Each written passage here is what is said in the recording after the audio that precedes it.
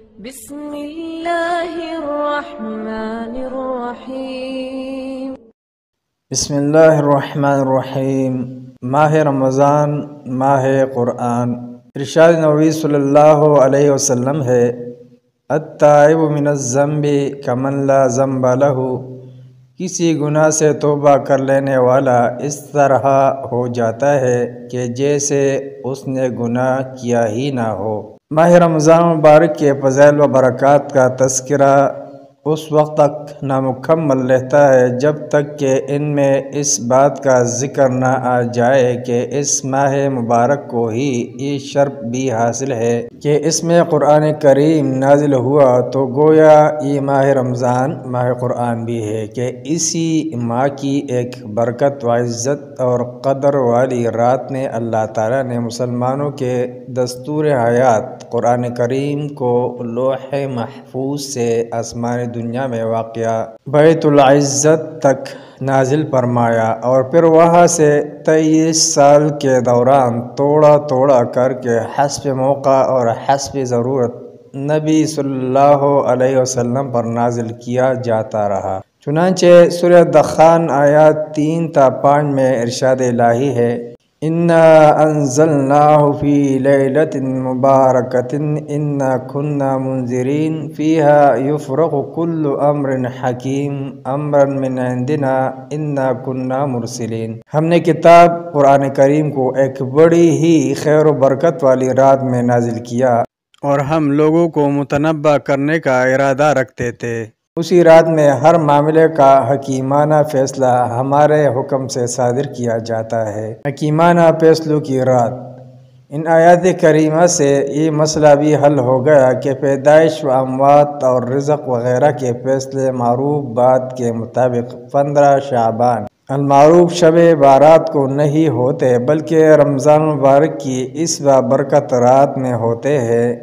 جس میں قرآن کریم نازل کیا گیا تھا، جسے اللہ تعالیٰ نے خود خیر و برکت والی رات قرار دیا ہے۔ تفسیر ابن کثیر میں لکھا ہے کہ جو شخص فیصلوں والی اس رات کو 15 شعبان کی رات کہے، اس کا قول بعید از حقیقت ہے۔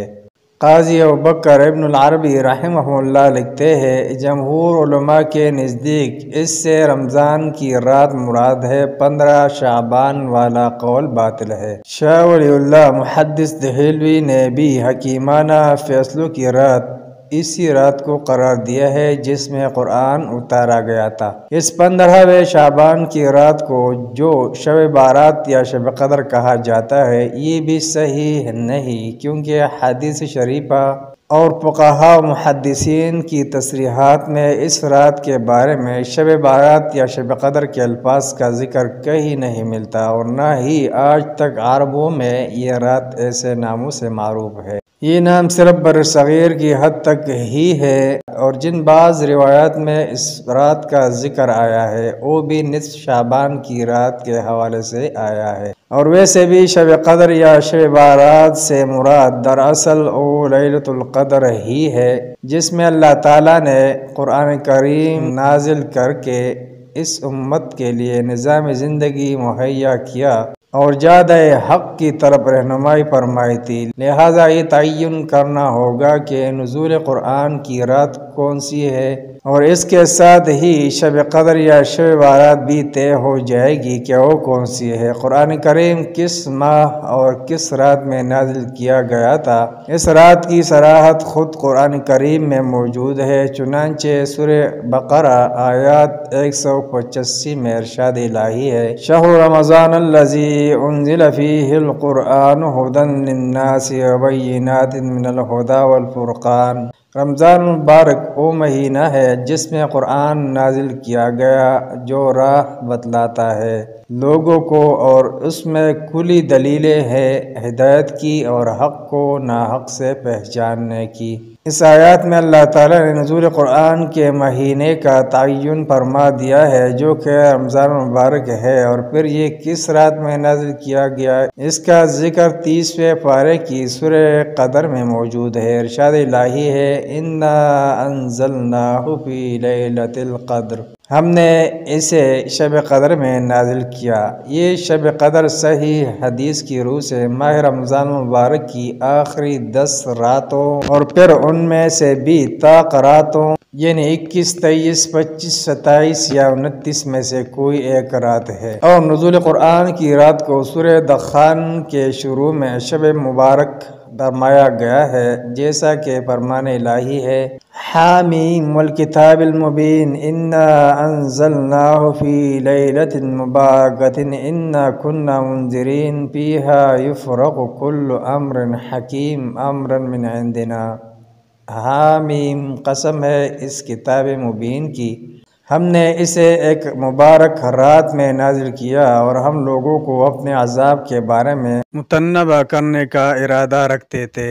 اسی میں ہر معاملہ کا حکیمانہ فیصلہ صادر کیا جاتا ہے ہمارے پاس سے حکم لے کر، یعنی سال بھر میں جو بڑے بڑے کام سر انجام پانے ہوتے ہیں ان کا آخری فیصلہ اللہ کے حکم سے کر دیا جاتا ہے۔ اس سے یہ بات بھی واضح ہو گئی کہ پیدائش و اموات، خوشی و غم اور رزق و فقر کے جو بھی فیصلے ہوتے ہیں وہ اسی مبارک شب میں ہوتے ہیں جس میں قرآن کریم نازل ہوا، اور وہ شب مبارک شب قدر رمضان میں ہے، نہ کہ ماہ شعبان میں۔ اور شب فارسی ترجمہ ہے لیلہ کا، اور قدر تو ہر دو زبان میں مشترک ہے، لہٰذا لیلۃ القدر کو فارسی میں شب قدر کہا جاتا ہے، حالانکہ یہ نام اللہ تعالیٰ نے ماہ رمضان المبارک کے آخری عشرہ کی طاق راتوں میں سے ایک رات کو دیا ہے۔ البتہ سورہ دخان کی مذکورہ آیات میں جو لیلۃ مبارکۃ کے الفاظ آئے ہیں،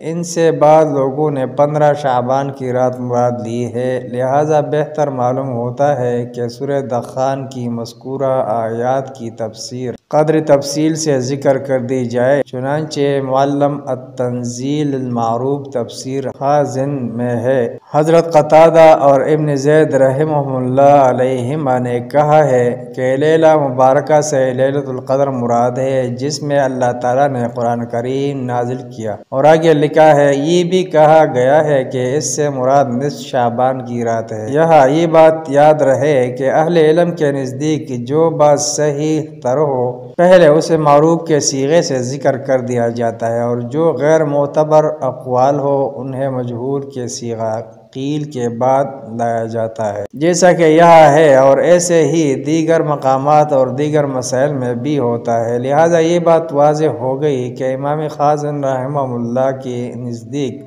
حضرت قتادہ اور ابن زید رحمہ اللہ علیہما کی تفسیر ہی زیادہ معتبر اور صحیح تر ہے، اور ان کے نزدیک یہ لیلہ مبارکہ سے رمضان مبارک والی لیلۃ القدر ہی مراد ہے، نہ کہ نصف شعبان والی رات، اور یہ دوسرا قول ضعیف اور مرجوح ہے۔ تفسیر جامع البیان میں جمہور اہل علم کا مسلک یہی ذکر کیا گیا ہے کہ اس سے مراد رمضان مبارک والی لیلۃ القدر ہے، البتہ مرجوح قول ذکر کرنے کے لیے یہ بھی لکھا ہے بعض کے نزدیک اس سے نصف شعبان کی رات مراد ہے۔ دوسری مختصر تفسیر جلالین میں تفسیر المدارک کے حوالے سے لکھا ہے اس سے مراد رمضان مبارک والی لیلۃ القدر ہے یا پھر نصف شعبان والی رات۔ اس سے آگے اس لیلہ مبارکہ کے بارے میں لکھا ہے کہ اس مبارک رات میں قرآن کریم 7ویں آسمان لوح محفوظ سے آسمانی دنیا پر نازل ہوا، اور پھر شعبان و رمضان کی دونوں راتوں کے بارے میں لکھا ہے۔ جمہور اہل علم کے نزدیک اس مبارک رات سے پہلی یعنی رمضان مبارک والی رات لیلۃ القدر مراد ہے۔ معروف محدث مجتہد اور مفسر قرآن امام شوکانی رحمہ اللہ اپنی تفسیر فتح القدیر میں لکھتے ہیں لیلہ مبارکہ سے مراد لیلۃ القدر ہے، جیسا کہ ارشاد الہی انا انزلناہ فی لیلۃ القدر میں مذکور ہے، اور اس کے 4 نام ہیں، یعنی لیلہ مبارکہ، لیلہ البراء، لیلۃ الشک یعنی اقرار نامہ کی رات، اور لیلۃ القدر۔ آگے چل کر لکھتے ہیں اکرمہ رحمہ اللہ نے اس سے شعبان کی رات مراد لی ہے، مگر حق یہ ہے کہ صحیح بات وہی ہے جو جمہور کا مسلک ہے کہ اس سے لیلۃ القدر ہی مراد ہے، کیونکہ یہاں تو اللہ تعالیٰ نے مجمل ذکر فرمایا ہے مگر سورہ بقرہ کی آیات شہر رمضان الذی انزل فیہ القرآن میں واضح کر دیا ہے۔ اسی طرح سورہ قدر انا انزلناہ فی لیلۃ القدر میں بھی وضاحت موجود ہے، اور اس واضح بیان کے بعد کوئی وجہ ہی باقی نہیں رہ جاتی کہ اختلاف کیا جائے، اور نہ ہی کسی شک و شبہ کی گنجائش رہ جاتی ہے۔ ترجمان القرآن حضرت ابن عباس رضی اللہ عنہما سے بھی یہی ثابت ہے کہ اس رات سے رمضان مبارک والی لیلۃ القدر ہی مراد ہے۔ امام رازی رحمہ اللہ نے اپنی تفسیر المعروف تفسیر کبیر میں لیلہ مبارکہ سے لیلۃ القدر مراد ہونے کا تذکرہ کرنے کے بعد لکھا ہے،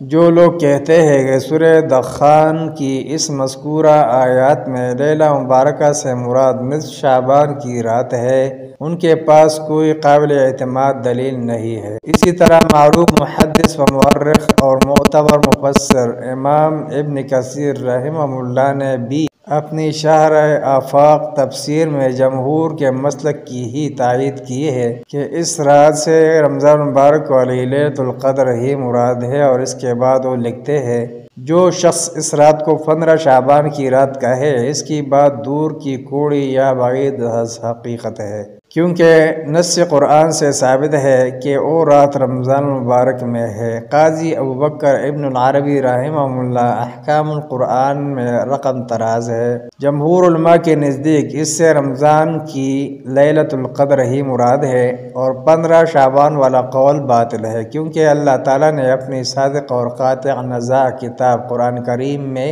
فرمایا ہے رمضان المبارک ہی وہ مہینہ ہے جس میں قرآن نازل کیا گیا۔ اس طرح اللہ تعالیٰ نے نص مہیا فرما دی کہ نزول قرآن کا مہینہ ماہ رمضان ہے، پھر یہاں اس کے وقت کو ان الفاظ میں تعبیر فرمایا اس مبارک رات میں، اور نصف شعبان والی رات کی فضیلت اور نسخ آجال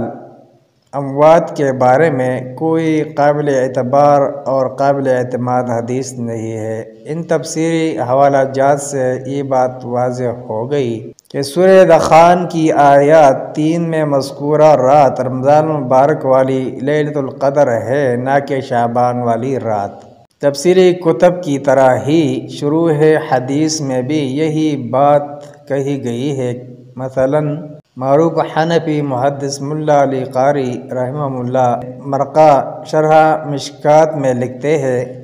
بعض اسلاف کا خیال ہے کہ لیلہ مبارکہ سے مراد نصف شعبان کی رات ہے، لیکن یہ قول نصوص قرآن کے مخالف ہے، کیونکہ قرآن کا نزول رمضان میں لیلۃ القدر میں ہوا ہے، لہٰذا لیلہ مبارکہ سے بھی لیلۃ القدر ہی مراد ہے۔ اس طرح